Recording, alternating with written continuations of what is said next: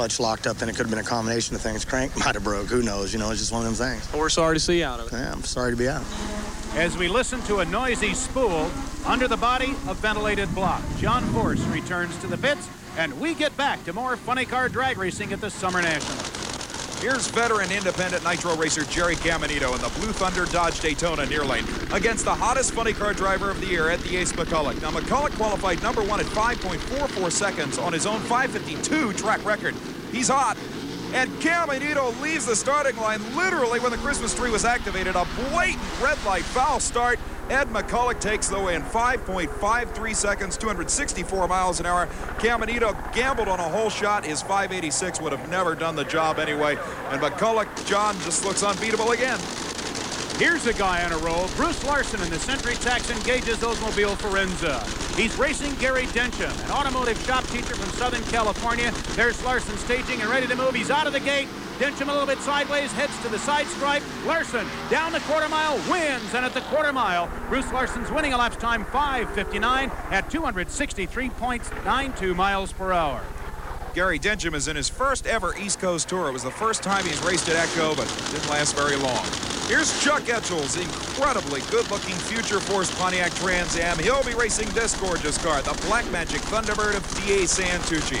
Now, this could be a match race at any Eastern Seaboard drag strip. These two independent nitro racers battle each other normally for a booked-in fee at small tracks up and down the East Coast. But here in open national event competition, it's every man for himself. There's no guaranteed reward in this battle. Santucci, a 30-year veteran of drag racing. Etchel's is only in his 3rd year of campaigning a nitro funny car, so there's definitely a lopsided battle in experience on the starting line. Etchel's moves in to stage the Pontiac. The Ford from Pennsylvania leaves the line first, however. Battling side by side, Etchel's breaks the tires loose in a great race. D.A. Santucci takes the win. A parachute collapses as well, but at 5.73 seconds, he's a winner. What a drag race. We're at Pro Stock quarterfinal time. Number 1 qualifier at 7:31, Bob Glidden in his Motorcraft Quality Parts Ford Thunderbird is in a row of the top 4 qualifiers for this event. A total of $1,850 presented on a graduated basis to those guys as they gain points for the Hearst Pro Stock Shootout. Now here's the current point standings. Ricky Smith on the top, followed by Glidden and neighbors tied for 2nd. Warren Johnson in 5th is Jerry Ekman. The second 5 currently, Terry Adams, Joe Lapone, Jerry Haas, and Jim Roof tied for 8th. And in 10th, Bruce Allen. Remember, the Texas Motorplex, October 1st, $20,000 to the winner of the 8 qualifiers in the Hearst Pro Stock Shootout. Now it's time to drag race, and we begin the Pro Stock round with Bob Glidden ready to sprint down the quarter mile with Kenny Delco. Glidden, number 1 qualifier at 7:31.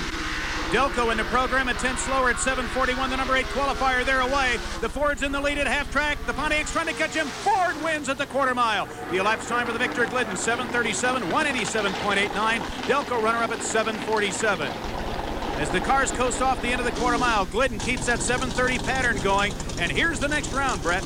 While Glidden is running consistent 7:30s, here's a guy who was also in the 7:30, 7.33 seconds, number 2 qualifier, with again 4 runs over 190 miles an hour. Ricky Smith, the defending IHRA world champion, will take on Frank Sanchez, the New Yorker, with the beautiful Pontiac Trans Am in the near lane. They move into stage, and a red light for Frank Sanchez, leaving the starting line 0.07 of a second too soon. Ricky Smith automatically goes to the semifinal round, a 7.41 second elapsed time. But look at the speed, 190 miles per hour again. However, Smith is at a disadvantage. He's slowed down a lot in that particular battle.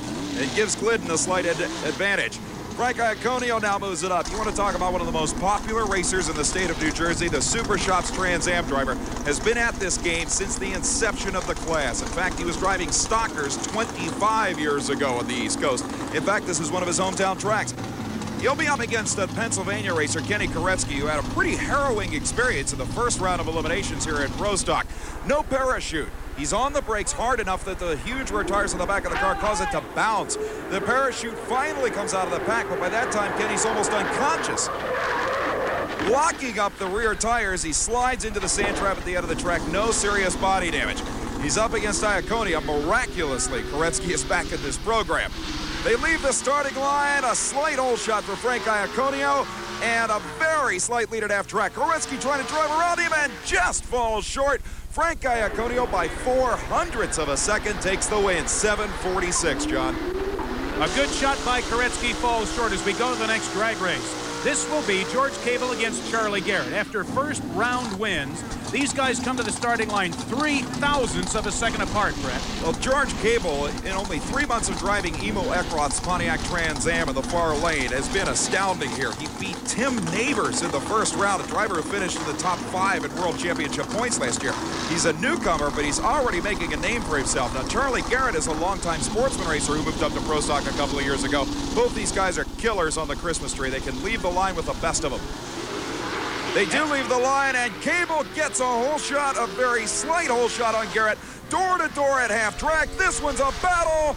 George Cable pulls off another upset. Look at this, 1/100th of a second between them, 7:53 to 7:54. Pro Stock drag racing, IHRA style, comes to a close as Top Fuel action will be up at the IHRA Summer Nationals following these messages. IHRA Championship drag racing at the Summer Nationals at Atco, New Jersey. We're back. John Lundberg, Brett Kepner, and Pat Patterson as we watch Joe Amato's tires smoking burnout as we begin the semifinal round of Top Fuel Eliminator, Brett.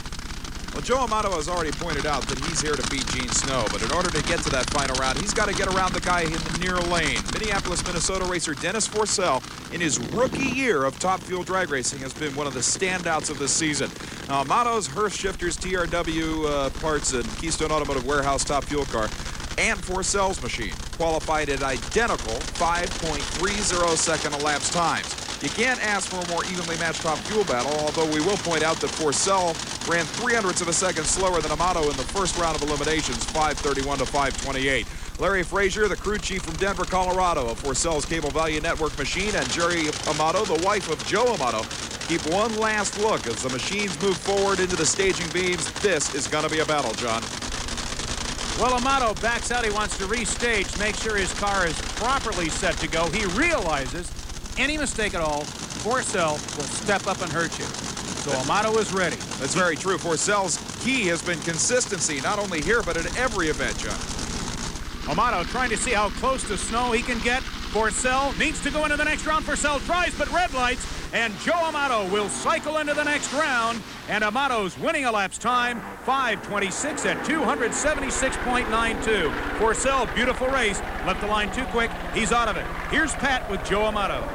I saw Dennis red light. He jump started a little bit, but the car kept drifting out of the groove a little bit to the right. There's a bad crosswind out there, but the car ran pretty good. We'll have to see what Snow runs now, what we're going to have to do for the final. If you got your pick of the two to go after, Epperly or Snow, which one would you rather have? Well, Snow's a tough guy there, so you're always looking for the easy ride, but it won't happen.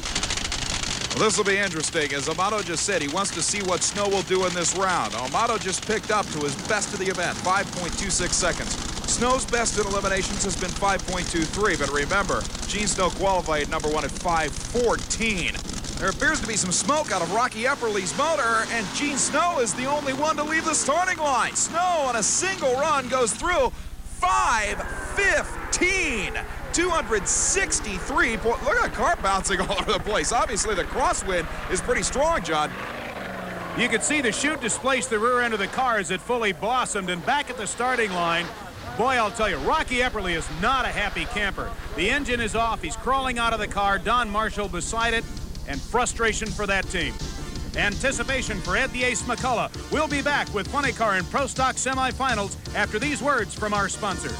Back at the IHRA Summer Nationals at Atco Raceway, Atco, New Jersey. John Lundberg, Brett Kepner, Pat Patterson. Semi-final round Funny Car Eliminator as we look at D.A. Santucci's Black Magic 86 Thunderbird and his competitor, Lowy T. In the last round of competition, Ed McCulloch and the Miller Highlight 88 Cutlass Oldsmobile, Brett.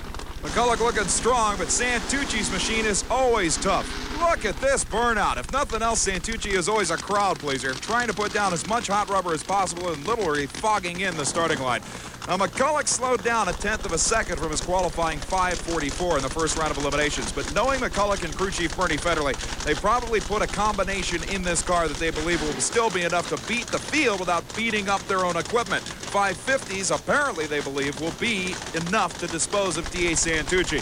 Santucci's career best is only in the 560s, but the cagey match racer here in the near lane knows this track. This is only second time